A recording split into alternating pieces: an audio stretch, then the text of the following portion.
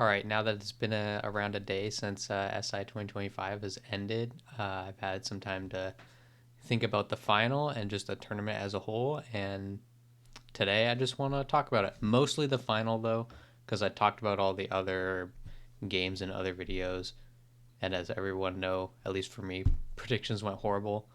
Though that was because, partially, I want to just say that was definitely because I started after group stage didn't go how I wanted it to. I just started predicting teams that I wanted to win instead of predicting um, really logically, which if in my videos, like I said, even myself, if I went with my own logical predictions, I probably would have gotten a lot more right, particularly in the playoffs. But it's whatever. It's a skin, and the battle pass is whatever. So yeah, now to the final. Again, another wrong prediction I got. Went predicted BDS to win, I think, all three of the finals they were in this year. Technically four, but like I'm not don't really want to talk about esports World Cup here right now. Just talk about the two majors in SI. So in all those three events, I predicted BDS to win the final in every single one of them, and they lost every single one of them. So really rough for either of these teams going into this. I forgot to mention this in my prediction video, which was one of the main storylines I wanted to talk about, and then I completely blanked on it. But going into the final yesterday, BDS and FaZe both were teams that were always the bridesmaid, but not the bride. So, and one of them would finally get that title they've been searching for so long. Whereas for BDS, they would have made the finals of every event this calendar year. Well, not calendar year, the 2024 season. And FaZe have always been a top four competing team in the world for the past 2 years with their roster. Always number one in Brazil for four stages in a row. And then second place at SI last year after choking away the last map in the best of five to W7M. So big storylines for both teams because whoever won it, it would be like, finally they won, and then whoever lost that final would be like, damn, they lost again. So yeah, it was gonna be amazing, and then for the team that won, and then real rough for the team that lost that final. So FaZe ended up winning. I thought BDS would win because they would have that advantage, map veto advantage, and they would be able to pick either one of FaZe's permanent bans or one of their most preferred maps. I talked about the first map BDS picking either being Bank or Chalet. I was kind of surprised. I really thought they'd just go with the Bank, the safe choice, a map they're most comfortable with. But they chose the Chalet, which was FaZe's permaban. Um, and it didn't really go how I expected it to. It started off, kind of how you expected it to, being FaZe's permaban. I think it was like a 4-2 half for BDS, almost a 5-1 half, but ended up being 4-2 because one of the rounds got replayed because I think Cyber's monitor like shut off at the start of one of the rounds.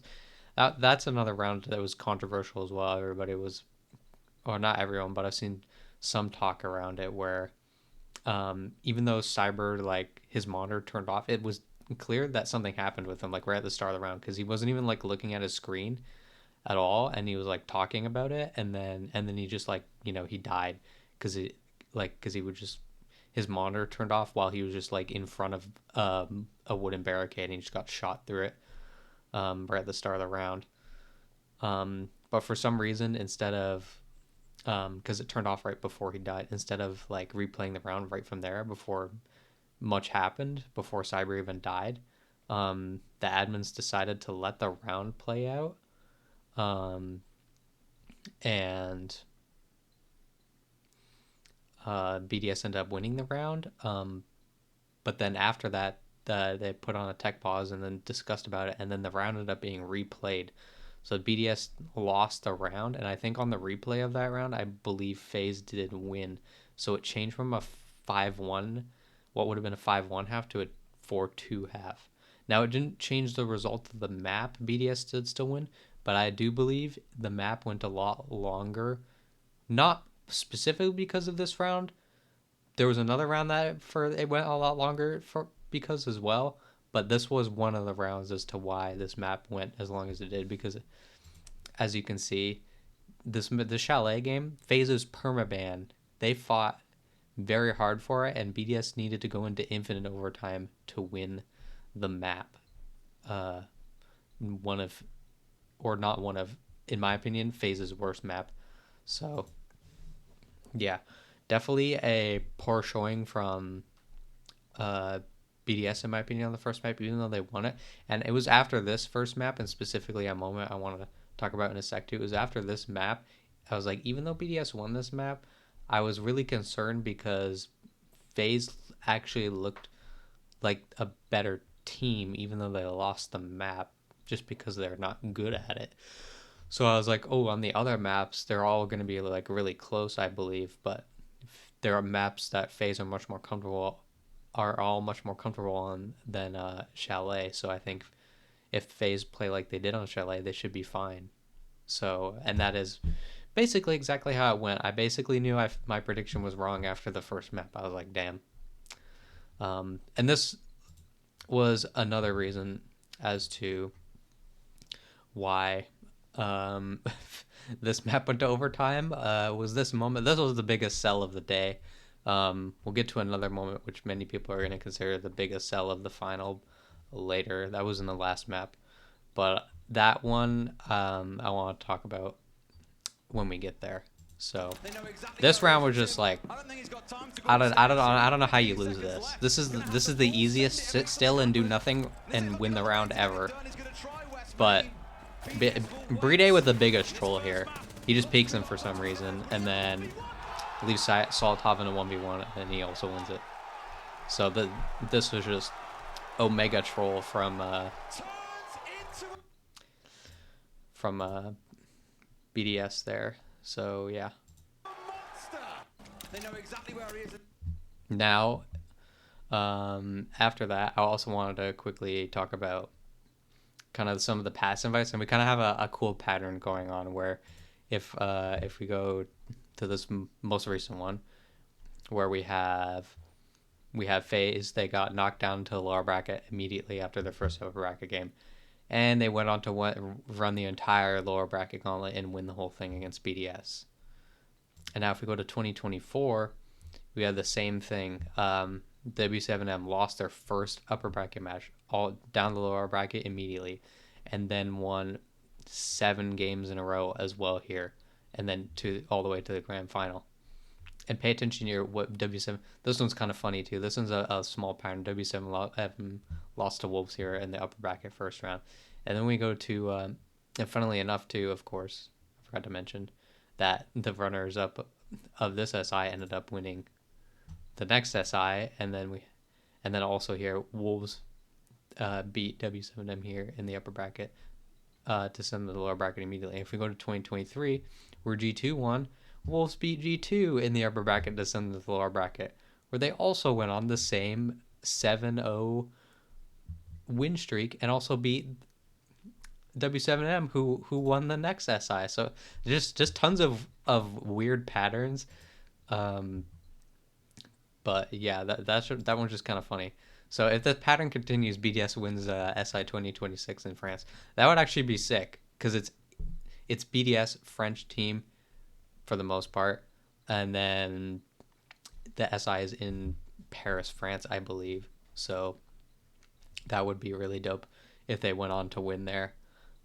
So yeah, and then I want to go talk about probably my favorite moment of the whole day. It was after the final, where at the end of the matches, of course this was 2024 when FaZe lost, choked that Nighthaven, and then W7M won the Hammer, and Nade, who played for W7M, and now Furia, and then Handy on from FaZe, brought twin brothers embracing after Nade won the final. And then even though they didn't play each other in the final this year, this was like, yeah, exactly how the tweet words it. It's the moment has just come full circle, which is really nice to see for the brothers. So yeah, and now I think the last thing I want to just go over is this one. This here has a lot of drama around this one because of this play. Because a lot of people are after he uses his head for this one, but like when you're in such a heat in the moment like this in a grand final, and you can definitely tell that he thought Handy was planting, and Handy just, in my opinion, this was much less of a blunder from Uses and just much more of a really amazing play from Handy. So let's just roll the clip for a sec. So yeah, basically gets down to 1v2. Shaiko gets 2, and then Handy trades out Shaiko for 1v1. And then uses Handy doesn't have time to plant, and he knows that. So instead of planting, he baits him into uses think he planting. He just stands here and then gets uses to run out because I'm pretty sure by him standing perfectly still like that, uses cannot hear him moving or anything. He thought he was planting, like in dummies or on box 3 or something like that, or back behind AKs maybe. So I believe that is kind of what transpired there. And Handy just made a really smart play that I don't really think I've ever seen a play like that where you just where it's a 1v1 with very little time left and the attacker has the case, but they choose to stand still and try to and make no sound to try and bait the opposing defender to run out into the open, because they think you're planting, even though you actually just have your gun up and you're staring at them. So that was a really crazy play. Um, and yeah, so congratulations to FaZe. They finally did it. It was a long time coming.